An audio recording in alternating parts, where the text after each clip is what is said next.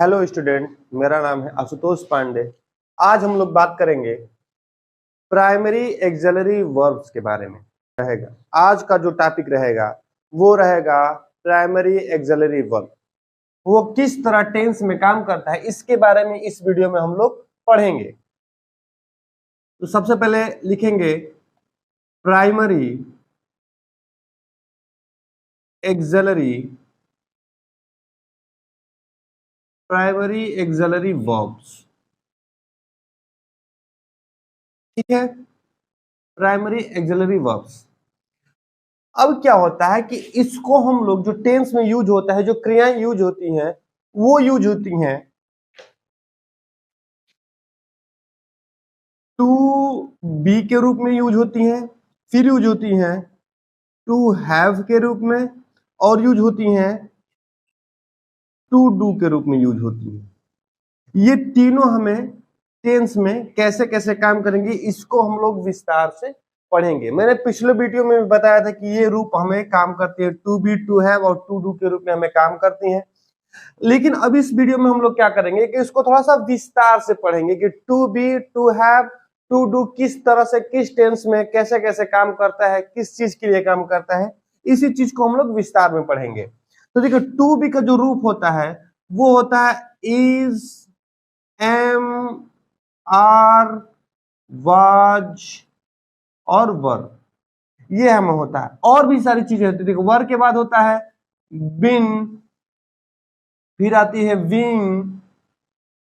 इसमें to have में क्या होता है, इसमें होता है हैव, हैड और हैज। एक और यूज होता है वो होता है हैविंग। ठीक है, अब टू डू की बात करें तो इसमें यूज होता है डू, डज और डिड। ये ये इनके रूप है और ये किस तरह टेंस में काम करते हैं उसको हम लोग विस्तार में पढ़ेंगे। ठीक है, तो सबसे पहले हम लोग बात करेंगे टू बी का रूप। तो रूप होता है वो किस तरह टेंस में काम करेगा। तो देखिए, हम वीडियो को ज्यादा लंबा नहीं बनाएंगे, शॉर्ट में ही बनाएंगे ताकि आप लोगों को थोड़ा सा कम समय में अधिक जानकारी मिल पाए। कहेंगे कि is am are. Is am are जो होता है हमारा, इज एम आर जो होता है हमारा, यह यूज होता है प्रेजेंट, प्रेजेंट कॉन्टिन्यूअस में।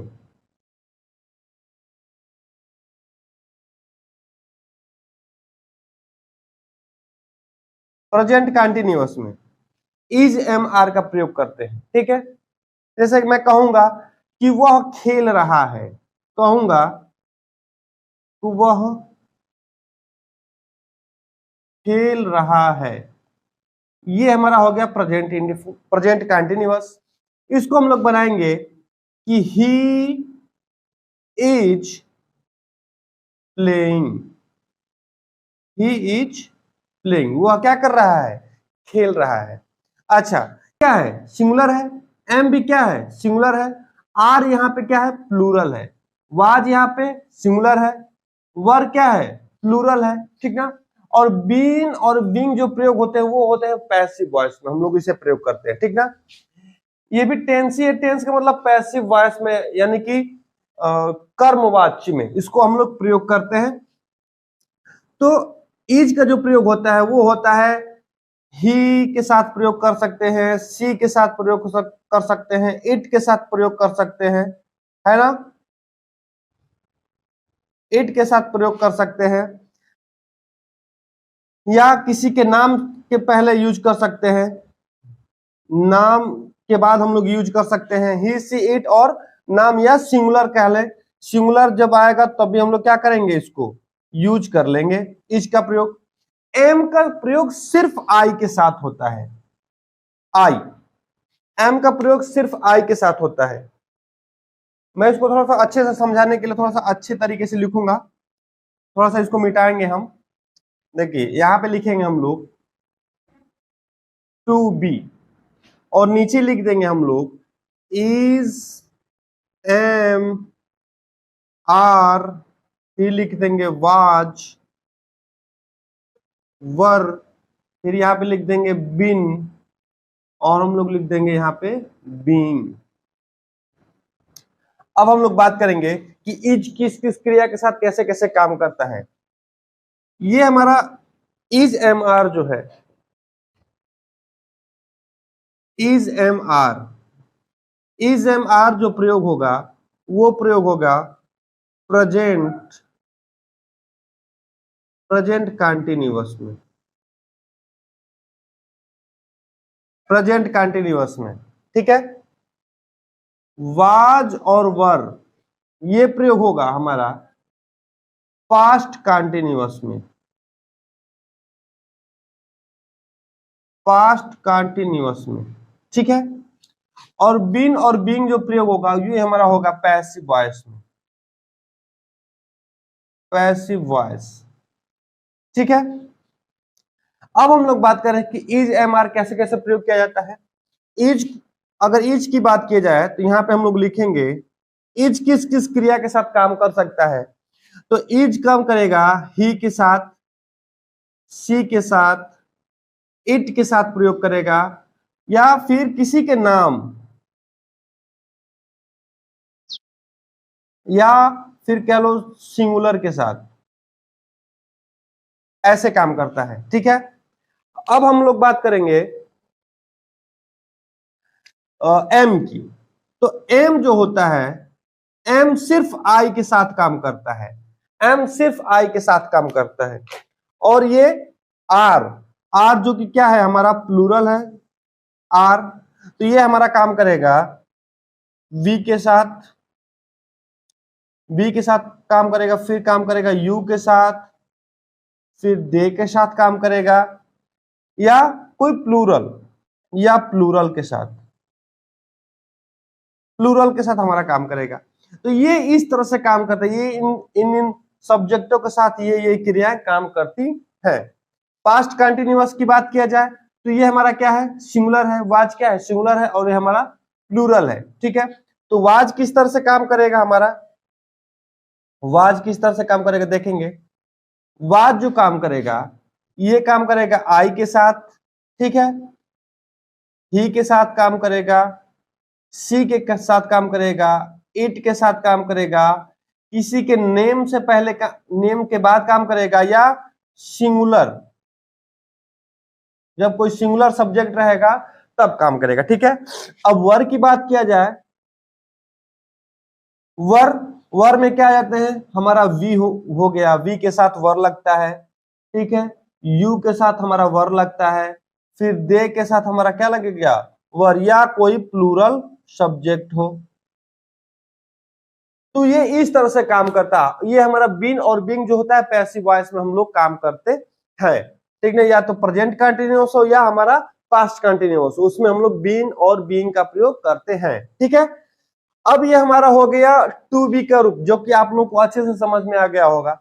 अब हम लोग बात करेंगे टू हैव को। टू हैव किस तरह काम करता है, किस तरह किस किस टेंस में हम लोग इसको प्रयोग कर सकते हैं। देखिए इसमें क्या होता है कि नॉर्मली टेंस में भी काम करता है, ठीक ना। इसमें देखिए जिसमें क्रियाएं नहीं होती, जो सिंपल टेंस होता है, जिसमें क्रिया ना हो, उसमें भी क्या लगता है हम लोग इज एम आर का प्रयोग कर देते हैं इंट्रोडक्शन के लिए। जैसे मैं कह दूं कि आई एम आशुतोष पांडे, मैं आशुतोष पांडे हूं, ठीक है। तो उसमें नॉर्मली क्या होता है कि इज एम आर का प्रयोग हम लोग कर देते हैं, या वाज वर का प्रयोग हम लोग कर देते हैं। लेकिन टेंस की बात किया जाए तो टेंस में हमें is am are present continuous और वाज वर किस में काम करता है, पास्ट कंटिन्यूअस में काम करता है, ठीक है। अब हम लोग बात करेंगे टू हैव के बारे में। टू हैव किस तरह काम करता है, बात करें टू हैव की। टू हैव में क्या क्रिया होती है, पहले होता है हैव, फिर होता है हैज, फिर आता है हैड, ये हमारी क्रियाएं हैं।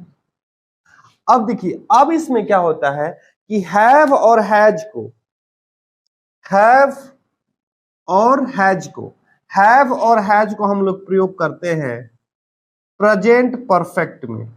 किसमें प्रयोग करते हैं, प्रेजेंट परफेक्ट, ठीक ना, प्रेजेंट परफेक्ट में काम करते हैं। उसके बाद हैड किस में प्रयोग करते हैं, ये आता है पास्ट परफेक्ट में, पास्ट परफेक्ट। ठीक, हैव हमारा प्लूरल है, हैज हमारा सिंगुलर है, और ये हमारा सिंगुलर प्लूरल दोनों, ये दोनों के साथ यूज हो सकता है। ठीक ना, तो हैव और हैज किस तरह काम करता है और किस किस सब्जेक्ट के साथ लगता है, इसको हम लोग अच्छे से समझेंगे। तो देखिए हैव जो है, हमने क्या कहा कि प्लूरल है हैव, तो ये किसके साथ लग सकता है, ये हमारा आई जो होता है अपवाद होता है। ठीक ना, तो आई एक्सपेक्शन होता है, तो आई के साथ हम लोग हैव लगा देते हैं। आई के बाद आता है यू, फिर आता है वी, फिर आता है दे, या कोई प्लूरल वर्ड, कोई प्लूरल सब्जेक्ट। ठीक, फिर आते हैं हम लोग हैज की बात किया जाए, तो हैज में क्या लगता है, ही, सी, इट, या नेम कोई आ जाए, या कोई सिंगुलर आ जाए, सिंगुलर। ठीक, अब पास्ट परफेक्ट की बात करें तो हैड जो है किसी के साथ भी लग सकता है। हैड की अगर बात करें तो हैड किसी के साथ भी लग सकता है पास्ट परफेक्ट में, आई के साथ भी लग सकता है, यू, वी, दे, या कोई प्लूरल वर्ड हो किसी के साथ भी हैड, चाहे ही के साथ भी हैड ही लगेगा, सी, इट, नेम, या कोई सिंगुलर वर्ड या सब्जेक्ट हो तो उसके साथ ही भी क्या लगेगा, हैड का हम लोग प्रयोग करेंगे, लेकिन किसमें, पास्ट परफेक्ट में। ठीक है, ये इतनी बात हमें समझ में आ गई। अब हम लोग क्या करेंगे कि टू डू का हम लोग कैसे प्रयोग करते हैं टेंस में, उसको हम लोग समझेंगे टू डू कैसे प्रयोग होता है। ठीक है, मुझे ऐसा कि आप लोगों को अच्छे से समझ में आ गया होगा, और आपको वीडियो में कहीं भी ऐसा लगे कि आप लोगों को समझ में नहीं आ रहा है तो आप नीचे कमेंट करके हमसे पूछ सकते हैं। ठीक है, ऐसे मैं क्या करता हूं कि आप लोगों के लिए मैं छोटा छोटी वीडियो बना के देता हूं ताकि आप लोगों को अच्छे से समझ में आए, एक एक पॉइंट में समझा के अच्छे से वीडियो में बनाता हूं कि आप लोगों को अच्छे से समझ में आए, और एक एक चीज का मैं वीडियो में बनाता हूं। ठीक है, तो आगे हम लोग बात करेंगे टू और डू की बात, टू डू की जो फॉर्म होती है वो किस तरह काम करती है टेंस में, उसको हम लोग आगे सीखेंगे। देखिए टू डू की बात की जाए तो टू डू की जो फॉर्म होती है वो हमारी क्या होती है, डू होती है, डज होती है, और डिड होती है, यही होती है ना। तो डू और डज किस टेंस में हम लोग प्रयोग करते हैं, डू और डज को हम लोग प्रयोग करते हैं प्रेजेंट इंडिफिनिट में। किस में प्रयोग करते हैं, प्रेजेंट इंडिफिनिट।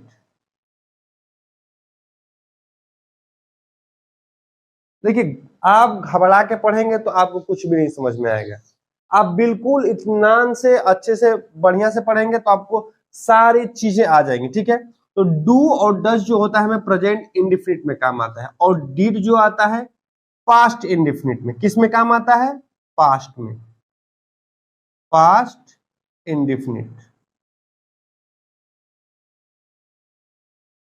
चलिए अब समझेंगे कि डू और डज टेंस में किस तरह से काम करता है और ये किस किस सब्जेक्ट के साथ आता प्रयोग होता है। ठीक, यहां से देखिए डू जो होता है हमारा प्लूरल के साथ प्रयोग होता है, डू प्लूरल के साथ, और डज जो होता है सिंगुलर के साथ। डिड क्या होता है, डिड सबके साथ लगता है, पास्ट इंडिफिनिट में आ गया तो सबके साथ लगता है। लेकिन अब इसमें भी कुछ शर्तें हैं कि प्रेजेंट इंडिफिनिट तो हो लेकिन क्या हो, निगेटिव हो। प्रेजेंट इंडिफिनिट तो हो लेकिन क्या हो, निगेटिव हो और इंट्रोगेटिव हो। इसकी भी शर्त है भाई, कह रहा है कि ये प्रेजेंट इंडिफिनिट तो हो लेकिन क्या हो, ये हमारी निगेटिव हो और क्या हो, इंट्रोगेटिव हो। तो ये निगेटिव और इंट्रोगेटिव में डू और डज का प्रयोग करेंगे। सेम वही प्रोसेस पास्ट इंडिफिनिट की भी है, इसकी भी शर्त वही है भाई, कह रहा है कि हमें निगेटिव हो रहूंगा तभी ये डिड का प्रयोग लगूंगा, या इंट्रोगेटिव रहूंगा तभी मैं डिड का प्रयोग लगूंगा, नहीं तो नहीं लगूंगा। तो प्रेजेंट इंडिफिनिट में क्या क्या होती है, अफर्मेटिव होता है, निगेटिव होता है, इंट्रोगेटिव होता है, और इंट्रोगेटिव निगेटिव होता है। तो सिर्फ अफर्मेटिव को छोड़कर, किसे छोड़कर, मैं लिख देता हूं यहां भी लिखूंगा कि अफर्मेटिव, अफर्मेटिव, अफर्मेटिव होता है, फिर होता है हमारा निगेटिव, फिर होता है इंट्रोगेटिव, इंट्रोगेटिव और होता है इंट्रोगेटिव निगेटिव। इंट्रोगेटिव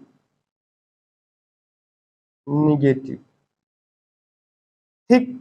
अब इसका कहना है कि भाई मैं सिर्फ अफर्मेटिव को यानी कि इसको छोड़ करके बाकी सबके साथ में लगूंगा। सेम उसका भी यही प्रोसेस, भाई अफर्मेटिव के साथ नहीं लगेगा, बाकी सबके साथ ही क्या करेगा, लगेगा, डीड का प्रयोग होगा, है ना। तो देखिए किस तरह हम लोग टेंस में प्रयोग करते हैं, इसको हम लोग थोड़ा सा सेंटेंस के द्वारा समझेंगे कि डू और डज का प्रयोग हम लोग किस तरह से इसको करेंगे, ठीक ना। देखिए अगर मैं कहता हूं कि मैं स्कूल नहीं जाता हूं, ठीक है। अब देखिए निगेटिव यानी कि नहीं आ गया, तो हम कैसे कहूंगा कि I do not go to school. I do not go to school. देखिए आई के साथ हमें क्या प्रयोग हुआ है, डू का प्रयोग हुआ है ना। अगर ये देखिए आई जो होता है ना एक्सपेक्शन होता है, अपवाद होता है, आई के साथ हम लोग प्लूरल संख्या लगाते हैं, वो बात की बात है। लेकिन अब क्या होगा, मान लीजिए यहाँ पे वह लग जाता, मैं की जगह क्या लग जाता, वह स्कूल नहीं जाता है, यहाँ पे लिख देंगे है, तब क्या हो जाता। तो आई की जगह हम लोग क्या करते हैं कि आई को हटा करके ही, अब यहाँ पे डू की जगह हम लिख देते हैं डज, डू की जगह क्या लिख देते हैं, does. He does not go to school, वह स्कूल नहीं जाता है, ठीक है। ये बात समझ में। अगर इंट्रोगेटिव रहता तो इंट्रोगेटिव किस तरह यूज करते हैं, लिखता,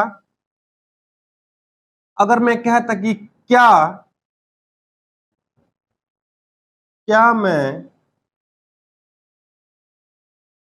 मैं स्कूल जाता हूं, ये हमारा प्रश्नवाचक चिन्ह, ठीक।